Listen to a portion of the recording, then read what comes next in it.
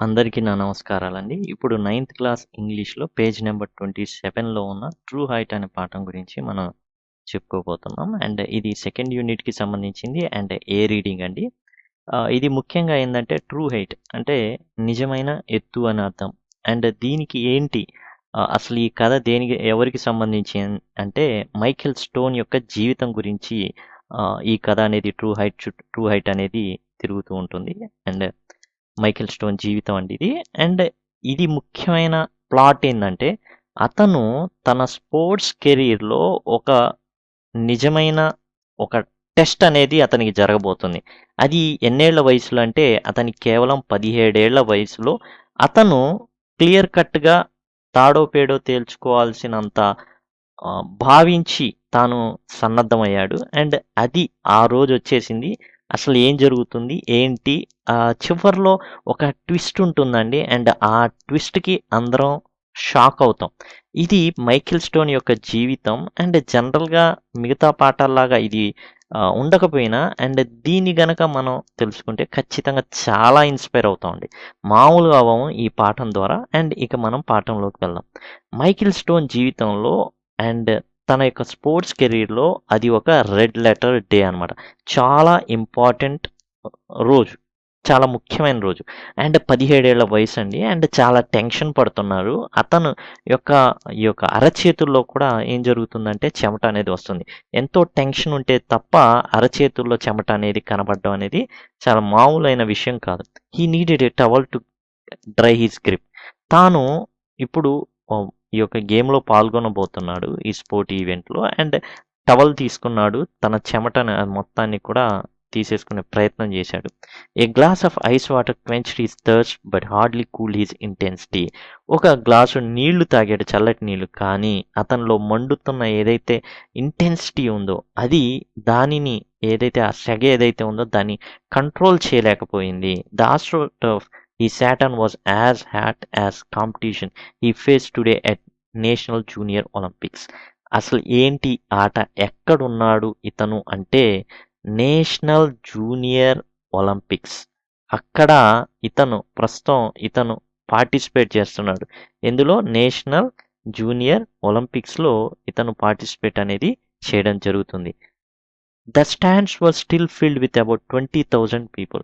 అక్కడ దరిదాపులుగా 20,000 మంది చూస్తూ ఉన్నారు ఇతను ఆడబోయే ఆ యొక్క గేమ్‌ని. ఏంటి ఆ గేమ్ అంటే పోల్ వాల్ట్. అసలు ఏంటి పోల్ వాల్ట్ అనేది ఇప్పుడు మనం చూద్దాం. చూడండి, ఇక్కడ మీకు చూస్తే ఒక వ్యక్తి ఒక కర్రతో ఉన్నాడు. ఇక్కడ ఒక కర్ర పైనుంచి దూకుతున్నట్టు కనిపిస్తుంది. ఇక్కడ విషయం ఏంటంటే అండి, ఈ విధంగా ఈ కర్రలు పాతడం అనేది జరుగుతుంది. ఎన్నంటే దరిదాపులుగా ఒక 2 అంతస్తుల భవంతి ఉంటుంది కదా, అంతెత్తులో ఈ యొక్క కర్ర మీకు అడ్డంగా కనబడుతుంది. ఒక వ్యక్తి ఈ కర్రని తీసుకొని దీన్ని పోల్ అంటారండి. పోల్ అంటారు. ఈ పోల్‌ని తీసుకొని పరిగెత్తుకుంటా వచ్చి అండ్ భూమి మీద అండ్ పరిగెత్తుకుంటూ వస్తాడండి. పరిగెత్తుకుంటూ వచ్చి నేలకి దాన్ని ఆనించి అండ్ ఆ పోల్‌ని అలా వంచడం జరుగుతుంది. వంచినప్పుడు ఆ పోల్ ఏం చేస్తుందంటే అతన్ని విసురుతుంది. ఎత్తుకు విసురుతుంది. ఆ విసిరినప్పుడు చూడండి అట్లా పైకెళ్తాడు. ఈ కర్ర అనేది ఏమాత్రం అతని శరీరానికి తగిలి కింద పడకూడదు. కింద పడినట్లయితే అతను దూకినట్టు కాదు. కాబట్టి ఈ కర్రని అట్లా వదిలేసి దాని మీదుగా అట్లా దూకి కింద బెడ్ ఉంటుంది. ఆ బెడ్ మీద అతను పడాల్సి ఉంటుంది. ఇదే పోల్ వాల్ట్ గేమ్. అది అంత ఈజీ కాదు. కానీ ఎట్లా సాధించాడు ఏంటనే విషయం అనేది మనం చూద్దాం. Is it easy? అది మనం చెప్పుకున్నంత సులభమా? కానే కాదండి. ఎందుకంటే the sports man combines the grace of gymnast with the strength of body builder. అతను ఈ గేమ్ ఆడాలి అంటే పోల్ వాల్ట్ అతను జిమ్నాస్ట్, ఒక బాడీ బిల్డర్ అయి ఉండాలి. అలానే బరువు ఎక్కువైపోయాడు అనుకోండి, ఏమవుతాడు? ఎగరలేడు. అందుకని అతను ఒక జిమ్నాస్ట్ కూడా అయి ఉండాలి. దేహ దారుఢ్యం ఉండాలి. అలా అని లావుగా కూడా ఉండకూడదు. సర్టెన్ వెయిట్ అనేది మెయింటైన్ చేయాలి. Pole vaulting also has an element of flying, and the thought of flying as high as a two-story building is a mere fantasy to anyone watching such an event. ఒక వ్యక్తి 2 అంతస్తుల భవంతంత ఎత్తు ఎగురుతూ ఉంటే చూసే జనాలకి చాలా ఆనందంగాను బాగానే ఉంటుంది. కానీ అది చేసే వ్యక్తికి అది సామాన్యంగా ఉండదు.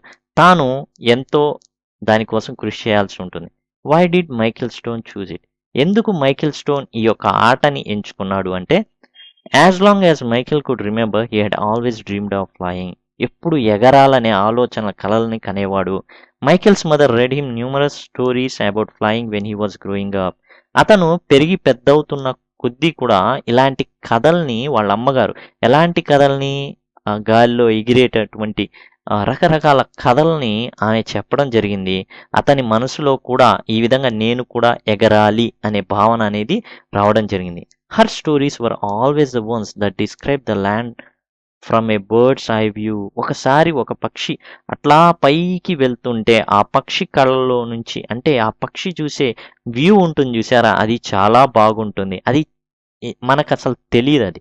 కానీ ఎప్పుడైతే డ్రోన్స్ వచ్చినాయో అప్పటి నుంచి పక్షి ఎలా చూస్తుందో అలా మనం చూడగలిగామన్నమాట. డ్రోన్ల సహాయంతో ఇప్పుడు మనం చూస్తున్నాం. పైనుంచి చూస్తే ఎంత బాగుంటుంది. మ్యారేజ్ ఈవెంట్స్ కానివ్వండి, రకరకాల ఈవెంట్స్, ఈవెన్ సెక్యూరిటీ, సీఎం గారు వస్తున్నారంటే సెక్యూరిటీ చూడడానికి డ్రోన్లు పైన ఎగురుతూ ఉంటాయి. అలా అన్నమాట. బర్డ్స్ ఐ వ్యూ ఎంత బాగుంటుందో అని చెప్పడం జరిగింది. ఆ ఎగ్జైట్మెంట్ని, ఆ ప్యాషన్ని ఇతను ఏం చేశాడంటే ఆ డ్రీమ్ని ఎలాగైనా సరే అచీవ్ చేయాలి అన్న భావన ఇతనిలో కలిగింది. Michael had this one recurring dream. ఎప్పుడు ఈ కల కంటూ ఉండేవాడు అనమాట. ఏ కల చూద్దాం. He would be running down a country road. పల్లెటూరులో రోడ్డు మీద పరిగెడుతూ ఉంటాడు. అక్కడ మంచి సిమెంట్ రోడ్లు ఏముండవండి, గులకరాళ్లతో ఉంటుంటాయి. He could feel the rocks and chunks of dirt at he's feet. అతను పరిగెడుతుంటే అతని కాళ్ళకి ఆ బురద కానివ్వండి, ఆ రాళ్ళు కానివ్వండి గుచ్చుకుండడం అన్నీ జరుగుతున్నాయి. As he race down the golden line wheat fields. ఆ యొక్క పంట పొలాల్లో, ఆ గోధుమ పంట వేసిన పంట పొలాలు, బంగారు రంగులో ఉన్న పంట పొలాల గుండా అతను వెళ్తున్నప్పుడు he would always out run the locomotives passing by. అంటే ఈ యొక్క బైక్ల స్పీడ్ కన్నా ఇతను చాలా వేగంగా పరిగెడుతున్నాడు. He would begin soaring like an eagle. ఆ తర్వాత పరిగెత్తి పరిగెత్తి ఒక గ్రద్ద లేకపోతే ఒక పక్షి ఏ విధంగా అయితే డేగ కానీ ఎట్లా అయితే మారి ఎగురుతుందో ఆ విధంగా ఎగిరే కలలు అనేవి ఇతనికి వస్తూ ఉండేవి, ఎప్పుడూ వస్తూ ఉండేవి. అయితే కలలు కనడమే జీవితం కాదు, వాటిని సాకారం చేసుకోవాలి. అది వాళ్ళ తల్లి, అంటే వాళ్ళ మదర్ ఎవరైతే ఉన్నారో ఆమె తనకి కలలు కనడం నేర్పిస్తే ఆ కలల్ని ఎలా సాకారం చేసుకోవాలో తండ్రి అయిన బెడ్ స్టోన్ చెప్పేవాడనమాట. His dad on the other hand was not a dreamer. అతను కలలు కనేవాడే కాదు. Bud Stone was a hard core realist. అతను ఏంటంటే ఏదైనా పనిని మనం కష్టపడితేనే అది మనం సక్సెస్ అవుతాం, మనం నేర్చుకోగలం, అంతే తప్ప కలలు కంటూ కూర్చుంటే అవి పగటి కలలుగానే ఉంటాయి అని అంటూ ఉంటాడు Bird Stone. He believed in hard work and sweat. అతనికి నమ్మకం ఏంటంటే హార్డ్ వర్క్, ప్రతి మనిషి హార్డ్ వర్క్ చేయాల్సిందే. అండ్ ఖచ్చితంగా his motto if you want something work for it. నీకు ఏదైనా కావాలి అనుకుంటే, నువ్వు ఏదైనా కల కంటే దానికోసం నువ్వు పని చేయాల్సిందే. ఓవర్గా నువ్వు కలలు కంటానే ఉంటే అవి పగటి కలలుగానే మారిపోతాయి. దానికోసం అతను చెప్పిన విధానం మనం చూసుకుంటే 3Ds. అంటే ఇది చాలా ఇంపార్టెంట్ అండి మనిషి జీవితంలో. అవి ఏంటంటే డెడికేషన్, డిటర్మినేషన్ అండ్ డిసిప్లిన్. ఇవి అండ్ కోచ్ దగ్గర నుంచి నేర్చుకుంటాడు మన స్టోన్ అనమాట, Michael Stone. From age of 14 Michael did just that. ఏదైతే hard core realist Bird Stone అతని దగ్గర నుంచి, అంటే వాళ్ళ తండ్రి దగ్గర నుంచి ఏంటంటే ఏదైనా కల కంటే సాకారం చేసుకోవాలనే విషయాన్ని నేర్చుకున్నాడు. కష్టపడితేనే అది సాకారం అవుతుందనే విషయాన్ని తెలుసుకున్నాడు. ఈ began a very careful and regimented weight lifting programme. అప్పటి నుంచి అతను వెయిట్ లిఫ్టింగ్ చేయడం అనేది చేశాడు. ఎందుకంటే దేహదారుఢ్యం ఉండాలి. He worked out every other day with weights with some kind of running work on alternate days. ఒక రోజేమో వెయిట్ లిఫ్టింగ్, రెండో రోజేమో రన్నింగ్. అట్లా ఆల్టర్నేట్ డేస్లో అట్లా సెట్ చేసుకున్నాడు. The program was carefully monitored by Michael's coach, trainer and father. కాబట్టి Michael's coach ఇదంతా కూడా అతను గమనిస్తూ ఉన్నాడు. ఈ విధంగా ప్రోగ్రామ్ అనేది సెట్ చేయడం జరిగింది. Michael dedication, determination and discipline was coach dream. Coach దగ్గర నుంచి ఈ 3 నేర్చుకున్నాడు. డెడికేషన్ కానివ్వండి, డిటర్మినేషన్ కానివ్వండి, డిసిప్లిన్ కానీ నేర్చుకోవడం జరిగింది. డెడికేషన్ అంటే అంకిత భావం అండి, దానికి అంకితం అయిపోవాలి. ఆ పనినే అండ్ ఒక పూజలా లేకపోతే ఒక దాన్నే ఇక అన్నం తినడం అను, నీళ్లు తాగడం అన్నీ కూడా దాంట్లోనే అనమాట, అంతా లీనమైపోవడం. అండ్ డిటర్మినేషన్ అంటే చాలా పరిస్థితులు వస్తాయండి. చాలా గడ్డు పరిస్థితులు వస్తాయి. అయినా కానీ దాన్ని విడవకుండా ముందుకు వెళ్ళడం డిటర్మినేషన్, డిసిప్లిన్ అంటే క్రమశిక్షణ. నేను డెడికేట్ అవ్వచ్చు అండ్ డిటర్మైన్ అవ్వచ్చు. డిసిప్లిన్ లేకపోతే చాలా కష్టం. నేను కష్టపడి చదువుతానని అర్ధరాత్రులు ఒకరోజు 2ంటికి లేచి, తర్వాత పొద్దున్నే 11ంటికి లేచి అప్పుడు చదవడం అట్లా కాదండి. ఒక సిస్టమాటిక్‌గా డిసిప్లిన్ ఉండాలి. ప్రతిరోజు ఒక టయానికి లేవడం, నేర్చుకోవడం, ఆ విధంగా ఒక టయానికి నిద్రపోవడం, ఒక పర్ఫెక్ట్ డిసిప్లిన్, ఒక ఆర్డర్ అనేది ఉండాలి. గెలిచే వ్యక్తికి ఈ 3 డీస్ అనేవి చాలా అవసరం. దాన్ని మైకేల్ స్టోన్ యాక్చువల్‌గా ఇవ్వడం జరిగింది. యాక్చువల్‌గా మనకి మైకేల్ స్టోన్ యొక్క జీవిత చరిత్ర ఇచ్చి అతను ఏం గెలిచాడో మనకు చెప్పడం ఉద్దేశ్యం కాదు. ఎలా గెలిచాడో చెప్పడం ఉద్దేశ్యం. అతని యొక్క చివర్లో ట్విస్ట్‌కి మీకు మైండ్ బ్లాక్ అయిపోవడం మాత్రం చాలా చాలా ఖాయమండి. అండ్ మీరు ఖచ్చితంగా అదేదో తెలుసుకోవాల్సిందే 9th క్లాస్ స్టూడెంట్స్‌గా. And Michael Stone a good boy. తనకెన్నో ఛాలెంజెస్ ఉన్నాయి. తను ఎంతో సక్సెస్ సాధించాల్సిన అవసరం ఉంది. అయినప్పటికీ కూడా besides being an honest student, Michael Stone continue to help his parents with the farm chores. చూడండి, అతనికి ఎన్ని పనులున్నా కానీ తల్లిదండ్రులకి సహాయపడడం అనేది అతను మానలేదు. Michael's persistence in striving for perfection was not only his obsession but his passion. Perfection అంటే పర్ఫెక్ట్‌గా ఉండాలి. దీంట్లో ఏందంటే నేను పర్ఫెక్ట్‌గా నేర్చుకోవాలి. ప్రతీది పర్ఫెక్ట్‌గా ఉంటే నేను ఒక పర్ఫెక్షన్‌కి వెళ్తే రికార్డులనేవి మన సొంతం అవుతాయి అని మైకేల్ స్టోన్ అనే వ్యక్తి నమ్మాడు. అండ్ తన తల్లిదండ్రులకు కూడా సహాయం చేయడం అనేది ఎప్పుడూ మర్చిపోలేదు. And honest student. తన చదువుని కూడా నెగ్లెక్ట్ చేయలేదనే విషయం స్టూడెంట్ ద్వారా తెలుస్తుంది. మదర్ ఎవరు? Michael Stone mother Mildred Stone. Michael's mother wished that he could relax a bit more and be that free dreaming little bye.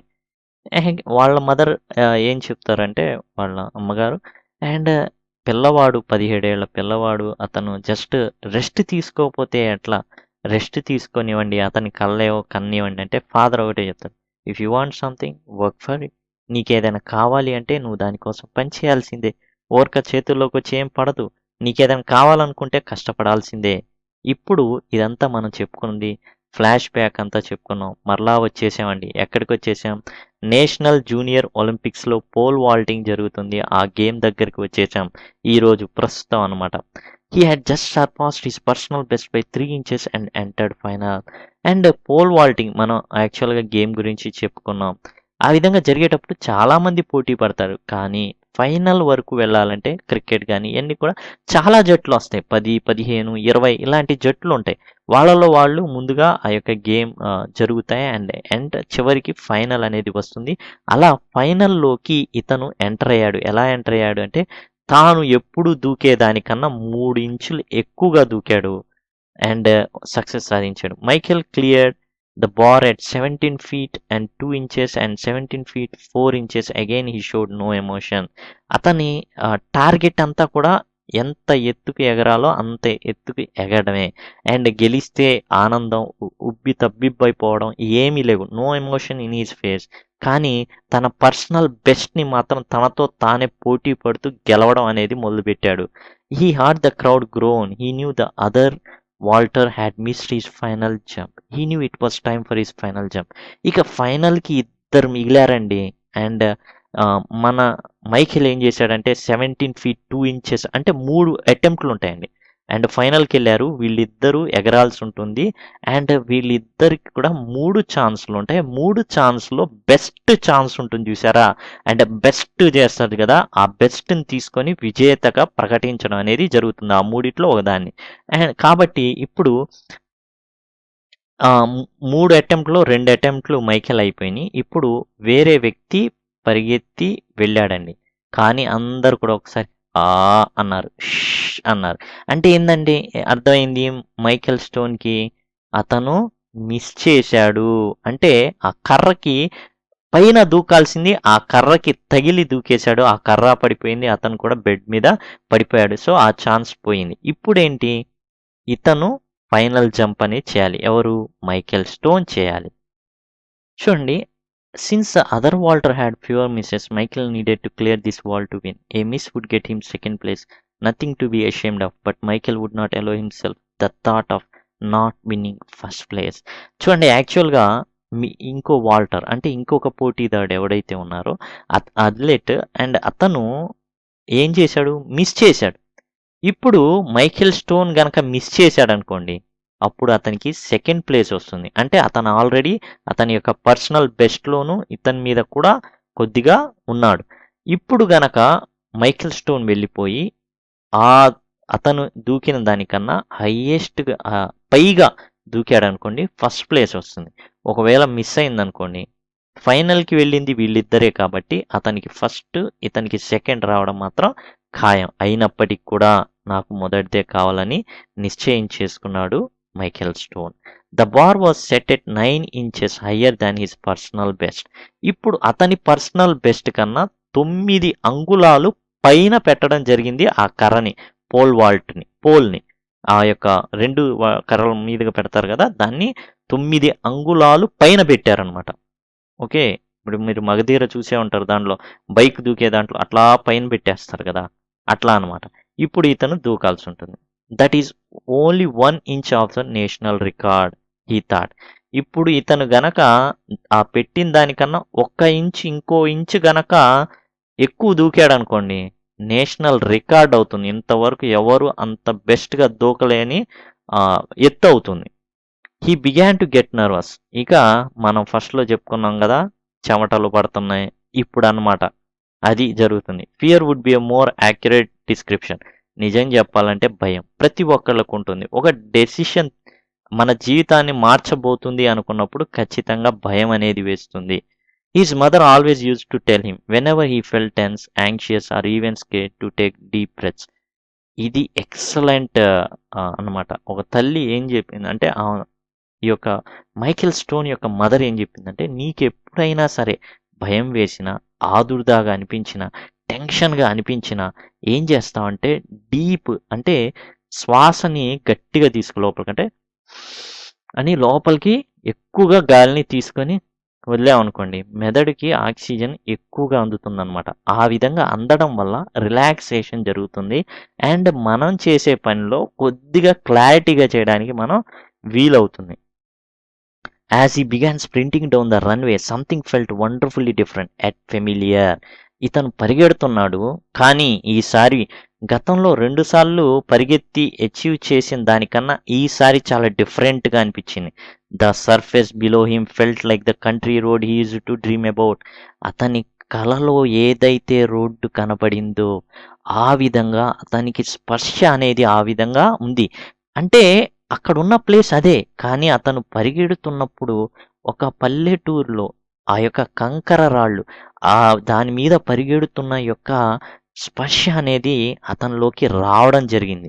అతని కల్లో ఎప్పుడు కనిపించే విధంగా అంతా మారిపోయింది. చుట్టూ ఉన్న అందరికీ అదొక నార్మల్ స్టేడియం, కానీ ఇతను పరిగెడుతుంది ఎక్కడ అంటే ఇతని యొక్క వర్చువల్ వరల్డ్లో అతను తన ఏదైతే కలలో పరిగెడుతున్నాడో అలాంటి ప్లేస్లో పరిగెట్టడం అనేది జరుగుతుంది.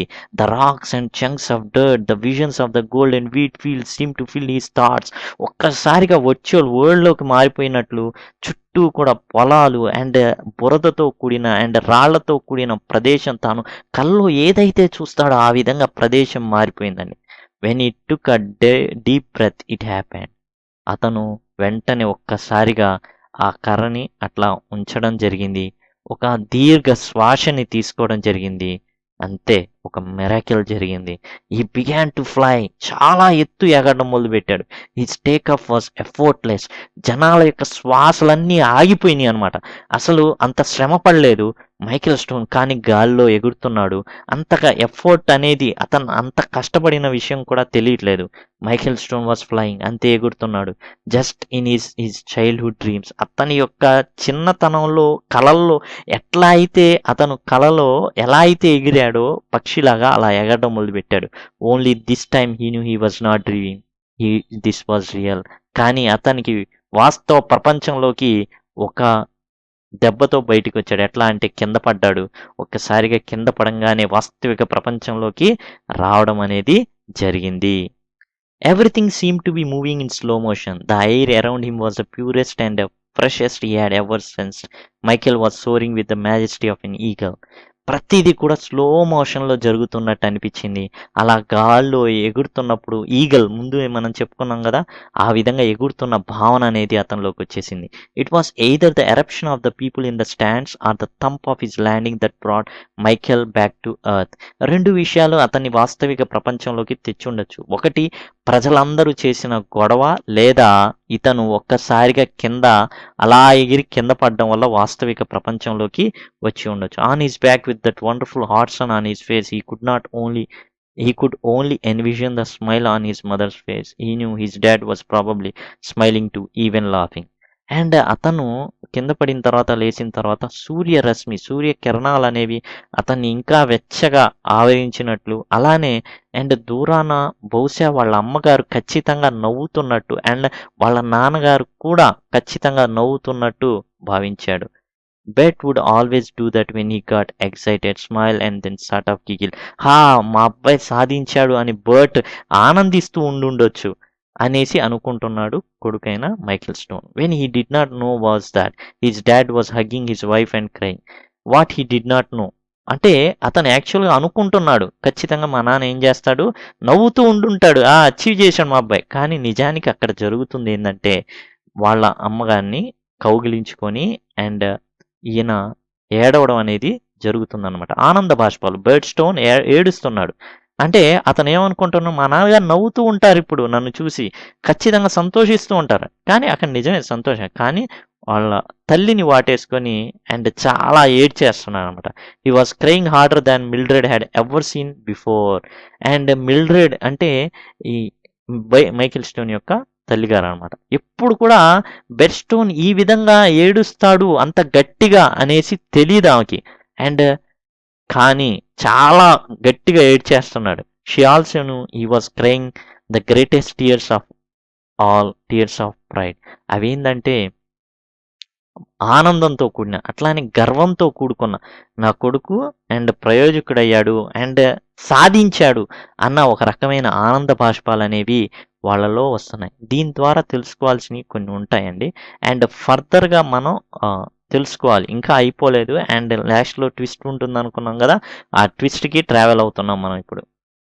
Michael stone was immediately swarmed with people hugging and congratulating him on the greatest accomplishment of his life. He later went on the day to clear 7 feet 6.5 inches, a national and international junior Olympics record. అందరు అసలు పాత్రికేయులు అందరు ఫోటోలు తీస్తున్నారు, అందరు మైకులు తీసుకొని పట్టుకొచ్చేశారు and కూర్చొని అందరు చుట్టుముగేశారు. ఎందుకు అంటే అతను గెలిచాడని కాదు, అండ్ అతను అంతేకాదు అండ్ 7 feet 6.5 inches దూకాడు. ఇది national international junior Olympics record అనమాట, మామూలుగా. With all the media attention and heartful congratulations, Michael's life would never be the same. ఇప్పుడు అతని జీవితం అనేది మారిపోబోతుంది. గెలవక ముందు గెలిచిన తర్వాత లాగా మారిపోబోతుంది. క్రీస్తు పూర్వం క్రీస్తు శకం లాగా ఏం జరుగుతుందంటే ఒక గొప్ప డివైడ్ అనేది వచ్చేసింది అతని జీవితం. It was not just because he won national junior Olympics. కేవలం అతను నేషనల్ జూనియర్ ఒలింపిక్స్ గెలిచాడని అతని జీవితంలో మార్పు రాబోతుందా? And set a new world record, కొత్త వరల్డ్ రికార్డ్ స్థాపించాడనేసి అతని జీవితంలో గొప్ప మార్పు రాబోతుందా? And it was not because he has just increased his personal best by 9.5 inches. కేవలం అతను మామూలుగా దూకేదానికన్నా 9.5 అంగుళాలు ఎక్కువగా దూకాడు అనేసి అతనికి ఈ సత్కారం అనేది జరుగుతుందా అంటే ఇట్ వాజ్ సింప్లీ బికాస్. కానే కాదండి, ఇవన్నీ కాదు.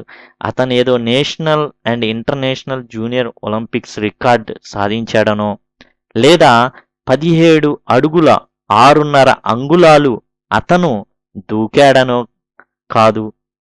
ఇప్పుడు వీళ్ళంతా మెచ్చుకుంటుంది ఎందుకు అంటే ఒక మెడల్ సాధించాడని కాదండి, ఓకేనా? ఎందుకంటే అతను ఒక గ్రుడ్డివాడు, అతనికి కళ్ళు కనిపించవు. కళ్ళు కనిపించకపోయినప్పటికీ కూడా అతను నేషనల్ జూనియర్ ఒలింపిక్స్లో ఒక నేషనల్ అండ్ ఇంటర్నేషనల్ వరల్డ్ రికార్డ్ని సాధించాడు. చూసారా, అది మెయిన్ విషయం అన్నమాట. ఒక అంధుడు, ఒక ఫిజికల్లీ ఛాలెంజ్డ్ పర్సన్ సాధించాడు. ఇది చాలా మందికి ఇన్స్పిరేషన్ ఇస్తుంది. అందుకనే మైకేల్ స్టోన్ ఎవరండి? ఎవరో వేరే దేశపు వ్యక్తిని మన పాఠాల్లో చెప్పుకోవడం ఎందుకు అంటే కారణం ఇదే. వాళ్ళు చేసిన అచీవ్మెంట్ ఎవరు చేయలేనిది. అంధుడైనప్పటికీ కూడా అతను నేషనల్ జూనియర్ ఒలింపిక్స్‌లో ఆ విధమైన రికార్డ్ సాధించడం చాలా మందికి ఏందంటే కనువిప్పు కలగజేసింది. అండ్ ఈ పాఠం ఇయడానికి కూడా కారణం ఇదే. చిన్న చిన్న విషయాలు అచీవ్ చేయలేకపోయామనో, లేదా ఏదో ఒకటి కొనిపెట్టలేదనో, ఏదో ఒకటి సాధించలేమనో చాలా నిరాశ, నిస్పృహలోకి వెళ్ళిపోతూ ఉంటాం. కానీ మైకేల్ స్టోన్ అంధుడైనప్పటికీ కూడా అండ్ చాలామంది కళ్ళున్న వాళ్ళ కంటే కూడా బెటర్‌గా చేయడానికి కారణం ఏంటి? అంటే అతను కష్టపడ్డాడు. కష్టపడినప్పుడు అంధుడైన మైకేల్ స్టోన్ కూడా అచీవ్ చేశాడు. అలాంటప్పుడు నువ్వెందుకు చేయలేవు? ఈ పాఠం ఇక్కడితో ఆగదండి. మీకు యాటిట్యూడ్ ఈజ్ ఆల్టిట్యూడ్ అని 10థ్ క్లాస్‌లో మళ్ళీ ఫస్ట్ యూనిట్ ఉంటుంది. ఆహ్, అతను నిక్ వూయిచిచ్ పాఠం అనేది ఉంది. అది ఇంకా స్టన్నింగ్. అండ్ 9థ్ క్లాస్‌లో ఇది అండ్ యాక్చువల్ చివర మనం చెప్పుకున్నాం కదా! ఒక ట్విస్ట్ ఉంటుంది, అదిరిపోతుందనేసి. ఇదే ట్విస్ట్ అనమాట. అతను ఒక అంధుడైనప్పటికి కూడా పోల్ వాల్ట్‌లో నేషనల్ జూనియర్ ఒలింపిక్స్‌లో అండ్ వరల్డ్ రికార్డ్‌ని సాధించాడు.